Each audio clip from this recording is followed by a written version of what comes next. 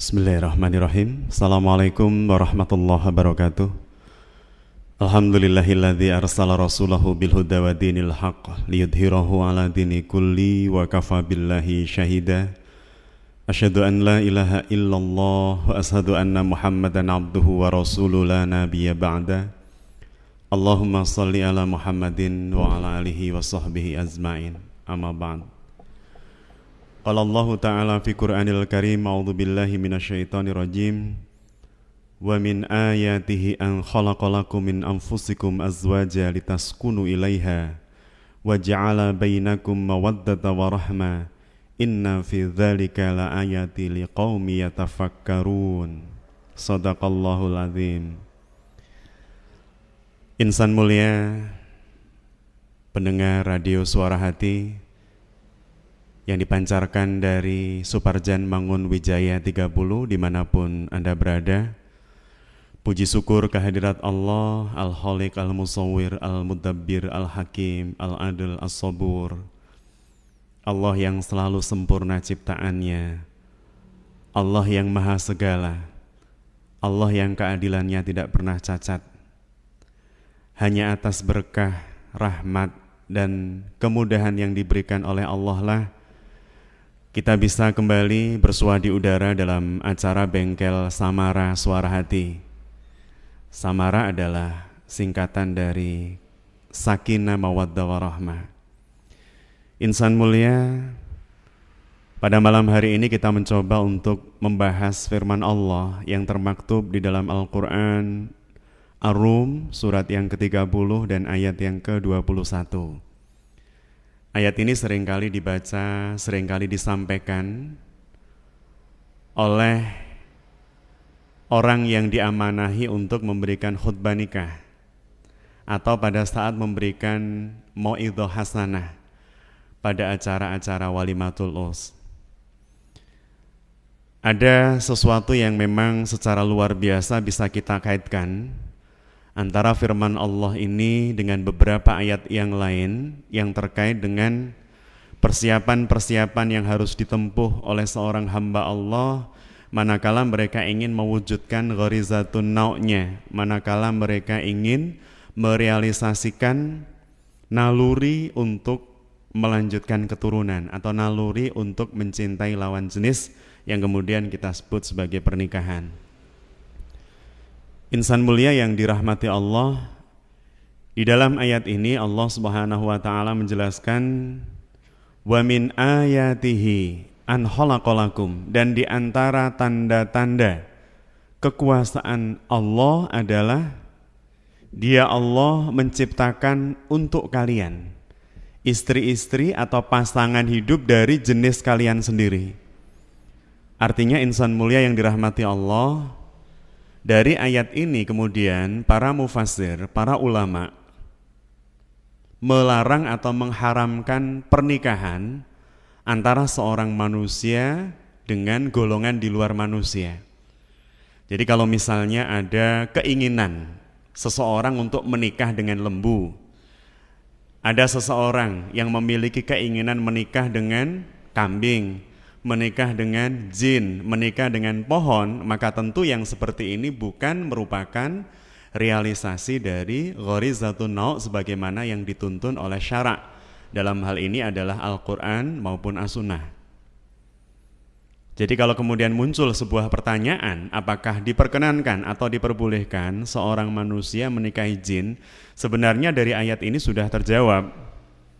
Karena di dalam ayat ini jelas Allah Subhanahu wa taala menjelaskan, memberikan ibrah, memberikan standar bahwa proses pernikahan itu harus dilakukan antara manusia dengan jenisnya. Min anfusikum azwaja. Ini adalah sebuah kalimat yang menunjukkan keharaman atau ketidakbolehan manusia menikah dengan selain manusia. Itu kalau kita memahami ayat ini dengan menggunakan mafhum mukhalafah atau mafhum pemahaman yang disandarkan atas pemahaman yang berkebalikan dengan ayat atau bunyi ayat. Insan mulia yang dirahmati Allah, kenapa Allah Subhanahu wa taala menjadikan pasangan hidup manusia dengan manusia. Dan kenapa kemudian pernikahan itu menjadi salah satu wasilah untuk atau merupakan realisasi dari ghorizatun nau' yang mereka punya. Allah Subhanahu wa ta'ala melanjutkan di dalam ayat berikutnya dengan kalimat litaskunu ilaiha waj'ala bainakum mawaddata wa rahmah. Jadi kehendak Allah ketika pernikahan itu berlangsung antara seorang laki-laki dengan seorang wanita, agar supaya manusia itu memiliki kecenderungan dan merasa tentram kepadanya. Sakan dalam pemaknaan yang diberikan oleh seorang mufassir, Profesor Dr. Quraisy Shihab di dalam tafsir Al-Misbah, beliau menyebutkan bahwa sakan itu memiliki makna lapang, memiliki makna ketenangan, kelapangan, keluasan. Sehingga memang diharapkan ketika proses pernikahan itu terjadi, maka harusnya yang muncul adalah ketenangan, kelapangan hati, keluasan dan seterusnya. Kenapa? Karena kita memiliki penyanding, kita memiliki partner untuk menghadapi kehidupan ini tidak lagi sendirian. Sebagai sebuah ilustrasi sederhana, insan mulia yang dirahmati Allah, kalau saya mengangkat beban sendirian, bisa jadi kemampuan maksimal yang bisa saya keluarkan untuk mengangkat beban tidak lebih dari 80 kg misal. Tapi kalau kemudian ada partner, ada sahabat, ada orang lain yang membantu saya untuk mengangkat beban tersebut, maka tentu yang terjadi adalah kita merasa lebih ringan, lebih tenang, lebih lapang dan seterusnya. Ini adalah sebuah gambaran luar biasa yang diberikan oleh Allah Subhanahu wa ta'ala terkait dengan tujuan pernikahan di antara dua manusia yang berlainan jenis. Insan mulia yang dirahmati Allah kemudian dilanjutkan, bukan hanya untuk mendapatkan kecenderungan dan kemudian merasakan ketentraman, tapi lebih dari itu ada kalimat dan dijadikannya di sini adalah Allahu Allah di antara kalian mawaddah wa rahmah. Mawaddah kebahagiaan, kasih sayang. Rahmah diambil dari kata-kata atau akar kata rahim. Ismul A'zam atau salah satu Ismul A'zam, salah satu bagian Al-Asma'ul Husna yang dimiliki oleh Allah Subhanahu wa ta'ala yang memiliki makna kasih sayang. Insan mulia yang dirahmati Allah, artinya dari kelanjutan ayat tersebut Allah Subhanahu wa ta'ala menginginkan bukan hanya ketika pernikahan itu terjadi yang muncul perasaan tenang, tapi lebih dari itu ketika pernikahan tersebut diyakini merupakan bagian dari sesuatu yang disyariatkan oleh Allah Subhanahu wa ta'ala. Karena ayat ini diawali dengan kalimat wa min ayatihi, dan sesungguhnya bagian dari ayat-ayat Allah, bagian dari sebuah hal yang dijadikan ketetapan oleh Allah adalah pernikahan dua manusia berlainan jenis yang dengan pernikahan tersebut mereka berharap, mereka menginginkan terjadinya sebuah ketenangan dan keluasan serta kelapangan hidup. Maka jika kemudian mereka menjalani proses pernikahan dengan ghayatul ghayahnya adalah ridha Allah Subhanahu wa ta'ala, maka Allah akan menjadikan pernikahan yang dilakukan oleh dua manusia berlainan jenis tersebut akan dipenuhi dengan mawaddah. Bukan hanya mawaddah tetapi warahmah, akan dipenuhi dengan kasih sayang, akan dipenuhi dengan kebahagiaan, akan dipenuhi dengan kesenangan. Maka sangat tidak salah dan tidak akan pernah salah Rasulullah SAW yang setiap sabdanya tertuntun oleh wahyu sebagaimana An-Najm ayat 3 dan 4, wa ma yantiqu anil hawa in huwa illa wahyu yuha, bahwa apa yang disampaikan oleh Rasulullah itu tidak akan pernah berasal dari nafsu beliau, melainkan berasal dari wahyu yang diwahyukan atau tertuntun oleh wahyu. Kita misalnya mendengar bagaimana Rasulullah SAW menyebutkan baiti jannati, rumahku adalah surgaku. Insan mulia yang dirahmati Allah, ketika kemudian pernikahan mewujudkan sebuah ketenangan, mewujudkan sebuah kelapangan, mewujudkan sebuah keluasan hidup bagi sang istri atau sang suami, maka bisa dipastikan ketika kemudian diberikan oleh Allah, diturunkan oleh Allah rasa kasih sayang, kebahagiaan, apalagi yang kemudian menjadikan seseorang lebih bahagia dibandingkan di rumah? Tentu tidak ada. Maka insan mulia, dengan kalimat-kalimat Allah yang luar biasa ini, manakala kita melihat, mendengar, membaca, atau bahkan merasa dalam diri kita sendiri, ketika seseorang sudah menikah, dia lebih merasa nyaman, dia lebih merasa enjoy, dia lebih merasa seluruh potensinya bisa dieksplor di luar rumah, maka yang menjadi sebuah pertanyaan besar adalah, apakah tujuan menikahnya sudah tercapai sehingga kemudian dia tidak lagi merasa nyaman di rumah? Tentu kalau kita menggunakan logika paralel, jika pernikahan itu disyariatkan oleh Allah dalam rangka untuk mendapatkan ketenangan, kasih sayang, dan seterusnya, yang kemudian justru orang tersebut atau pribadi tersebut lebih nyaman atau merasa nyaman ketika berada di luar, tentu ini bertolak belakang dengan visi dan misi pernikahan sebagaimana yang disyariatkan oleh Allah dan Rasul-Nya. Insan mulia yang dirahmati Allah, ini gambaran awal. Jadi proses pernikahan yang dilakukan oleh apa dan siapapun harus memiliki sebuah pondasi yang kokoh, harus memiliki sebuah pondasi yang kuat, bukan hanya diikatkan oleh kalimat ijab qabul yang dia ucapkan pada saat dia berada di depan seorang penghulu, tapi lebih dari itu harus muncul sebuah pemahaman yang kemudian melahirkan sebuah keyakinan bahwa apa yang sedang mereka ucapkan, apa yang sedang mereka lafadzkan pada saat akad ijab qabul itu dilakukan adalah ucapan yang harus mereka pertanggungjawabkan, bukan hanya di hadapan orang tua atau calon mertua, tapi lebih dari itu bahwa prosesi itu adalah prosesi pengambilan pertanggungjawaban bukan hanya dari tangan orang tua, mertua, tetapi yang lebih penting adalah dari Allah Subhanahu wa Ta'ala. Sehingga kemudian insan mulia yang dirahmati Allah, ketika tanggung jawab itu sudah diambil atas nama Allah, bahkan di dalam ayat Al-Quran yang lain Allah Subhanahu wa Ta'ala menegaskan bahwa ikatan pernikahan antara dua orang berlainan jenis dengan mengambil nama Allah sebagai syarat bagi sahnya pernikahan tersebut, Allah Subhanahu wa Ta'ala menyebut ikatan itu adalah mitsaqan ghalidha, atau sebuah ikatan yang kuat lagi kokoh, sebuah ikatan yang luar biasa kuat. Kenapa harus disebut dengan mitsaqan ghalidha? Karena kita mengambil akad tersebut mengatasnamakan Allah, zat yang serba maha, zat yang maha menentukan nasib kita, zat yang maha menentukan seluruh hasil dari proses yang kita lakukan, Allah Subhanahu wa Ta'ala. Maka jenis ikatannya bukan lagi ikatan yang sifatnya khafifah atau ringan, melainkan ikatan yang sangat-sangat berat. Kalau ikatan itu adalah ikatan yang sangat berat, insan mulia yang dirahmati Allah, maka tentu proses menjaganya bukan sebuah proses penjagaan yang mudah, melainkan sebuah proses penjagaan yang sungguh-sungguh agar supaya ikatan tersebut tidak putus.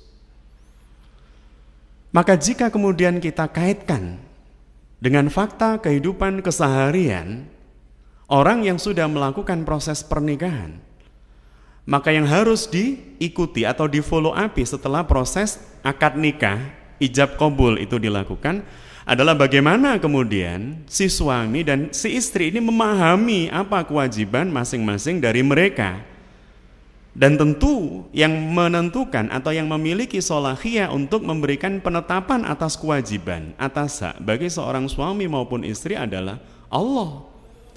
Mungkin kemudian muncul pertanyaan dalam benak kita, kenapa harus Allah?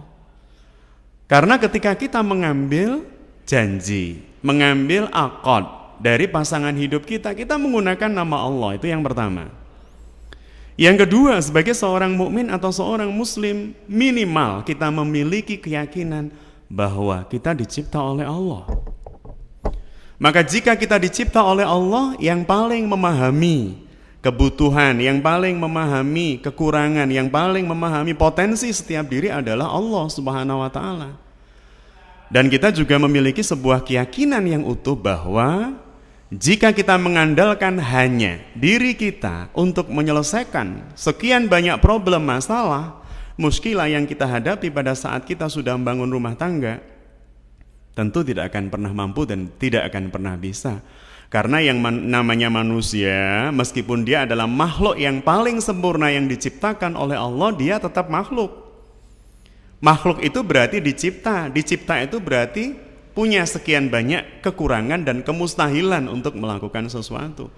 Tapi buat Allah, bagi Allah tidak ada kurang dan tidak ada yang mustahil. Sehingga bisa dipastikan insan mulia yang dirahmati Allah, kita pasti membutuhkan Allah. Kita sebagai makhluk meniscayakan kita membutuhkan Al-Khaliq. Demikian pula dengan sistem, aturan, atau apapun yang akan kita jalani di atas bumi Allah ini, kita pasti membutuhkan aturan-aturan dari Allah Subhanahu wa Ta'ala. Maka ketika seorang suami sudah menikahi atau menjadi partner bagi istrinya, demikian pula sebaliknya, kita mencoba untuk menengok pada ayat yang lain, misalnya firman Allah dalam Al-Quran surah At-Tahrim misalnya. Allah Subhanahu wa Ta'ala menjelaskan, A'udzubillahi minasyaitonirrajim, ya ayyuhalladzina amanu qu anfusakum wa ahlikum nara. Hei orang-orang yang beriman, jagalah dirimu dan jagalah keluargamu dari api neraka. Sebuah seruan yang diperuntukkan bagi para kepala rumah tangga, dalam hal ini adalah para suami. Ketika kemudian kemudi bahtera rumah tangga itu sudah kita pegang, maka pada saat yang sama sebenarnya sekian banyak orang sedang menggantungkan hidupnya di atas pundak kita. Itu jika kita berbicara tentang bahtera yang berlayar di tengah lautan.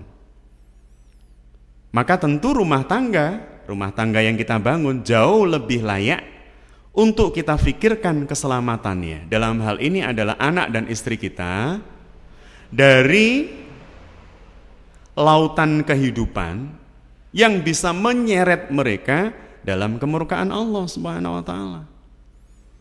Ketika istri kemudian mulai tidak lagi bisa menjalankan sholat sebagaimana waktu yang sudah ditetapkan oleh Allah, menjadi kewajiban suami untuk kemudian memberikan pelurusan, mengingatkan, memberikan tausiah dan seterusnya.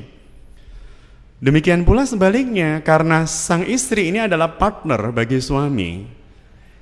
Dia bukan pihak, dia bukan pribadi yang berada di luar bahtera atau di luar ring, melainkan kedua-duanya ini menjadi pengemudi dengan co-nya, dengan partnernya. Kalau ada pilot, ada co-pilot. Kalau ada seorang driver pada pertandingan atau lomba balap mobil, di situ pasti ada orang yang mendampingi dia, navigatornya dan seterusnya. Maka si istri ini sebenarnya menjadi kepala rumah tangga. Dia menjadi partner buat suaminya untuk mengarahkan bahtera kehidupan yang sedang dikemudikan suaminya ini pada jalan yang lurus, pada jalan yang Allah ridho atasnya.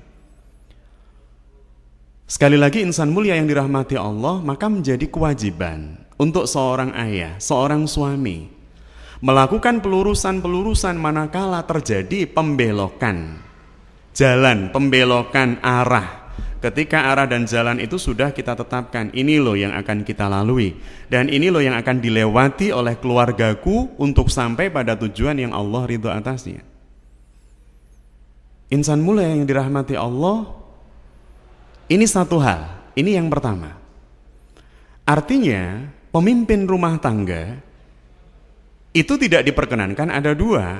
Bisa dibayangkan bagaimana ketika sebuah bus yang sedang berjalan atau sebuah kapal yang sedang berlayar, sebuah pesawat yang sedang terbang, itu memiliki dua pilot, memiliki dua nahkoda, memiliki dua driver atau sopir.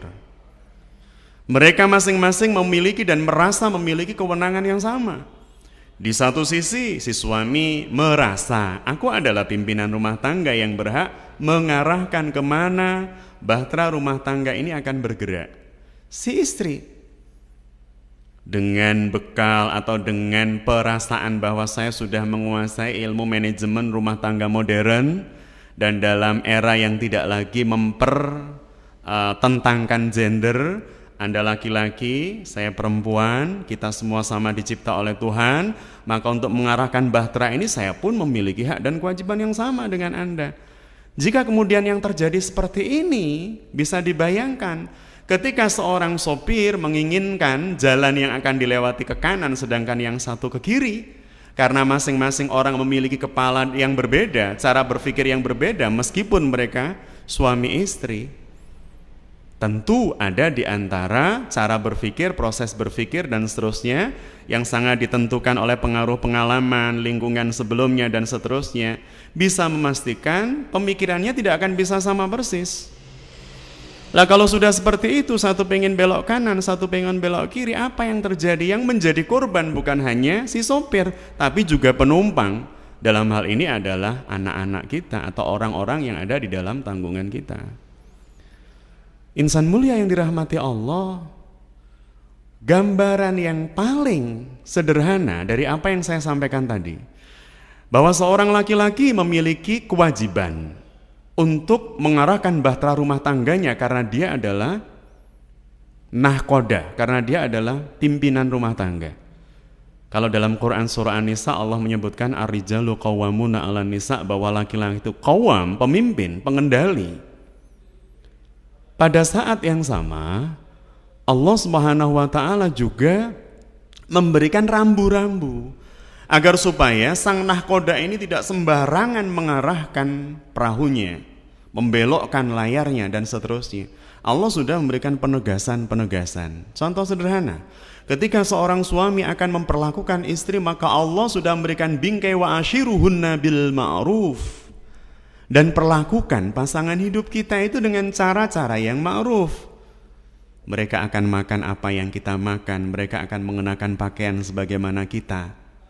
Tentu dari sisi kualitas, dari sisi kuantitas dan seterusnya, bukan dari sisi bentuk. Insan mulia yang dirahmati Allah, inilah gambaran-gambaran posisi yang seharusnya ditempati oleh setiap personal ketika kemudian keluarga itu sudah mulai terbentuk. Dan satu hal yang perlu kami garis bawahi, bahwa ketika kita menginginkan bahtera ini berlayar dan sampai pada tempat yang kemudian akan membuat kita sang nahkoda, kemudian partner kita, pasangan hidup kita, ko-nahkodanya, ko-pilotnya, navigatornya, serta orang-orang yang berada di bawah tanggungan kita, anak-anak keturunan kita atau siapapun, merasakan kebahagiaan di akhir perjalanan yang sedang kita lakukan di atas lautan yang bernama kehidupan ini, maka satu-satunya yang menjamin bahwa kehidupan kita akan sampai atau bermuara pada kebahagiaan sejati adalah sistem atau aturan Allah Subhanahu wa ta'ala. Insan mulia yang dirahmati Allah, insya Allah pada pertemuan berikutnya kita akan mencoba untuk melihat bagaimana kemudian hak dan kewajiban dari istri, bagaimana kemudian hak dan kewajiban bagi seorang anak terhadap diri dan orang tuanya. Insan mulia, sebagai penutup kami ingin memberikan sebuah penegasan. Jika Rasulullah SAW menyampaikan, kullukum ra'in wa kullukum mas'ulun an ra'iyah, bahwa setiap diri adalah pemimpin dan setiap pemimpin akan dimintai pertanggungjawabannya, tidak kemudian hadis ini meniscayakan bahwa kepala rumah tangga itu ya semua komponen yang ada di dalamnya, ada ayah, ada ibu, ada anak-anak, semuanya menjadi pemimpin rumah tangga. Bukan. Karena dalam sebuah komunitas tetap harus ada satu pemimpin utama. Yang dimaksud di dalam hadis ini adalah bahwa setiap diri itu akan menjadi pemimpin untuk diri mereka. Ketika menjadi pemimpin untuk diri mereka, atau kenapa mereka harus menjadi pemimpin minimal untuk diri mereka? Karena proses pertanggungjawaban itu tidak kolektif. Proses pertanggungjawabkan di hadapan Allah kelak adalah setiap individu akan dimintai pertanggungjawaban atas apa yang mereka lakukan. Seorang ayah dengan posisi keayahannya, kebapaannya, seorang ibu dengan posisi keibuannya, dan seorang anak dengan posisi keanakannya. Setiap pribadi di dalam rumah tangga akan dimintai pertanggungjawaban masing-masing. Sehingga kemudian harus sangat jelas porsi, tugas, kewajiban, dan hak dari masing-masing personal penyusun keluarga ini. Akhirnya insan mulia yang dirahmati Allah, jika hari ini kita berbicara tentang pernikahan, hari ini kita atau malam ini kita berbicara tentang tugas, kewajiban dan hak seorang ayah, meskipun belum secara tuntas kita bahas, tapi semoga ini bisa memberikan inspirasi untuk keluarga kita, bahwa pernikahan ini harus memiliki visi jauh ke depan, sebuah ghayatul ghayah atau tujuan di atas tujuan, puncak tujuan, ultimate purpose. Puncak tujuan kita adalah Allah, keridhaan Allah, dan surga Allah.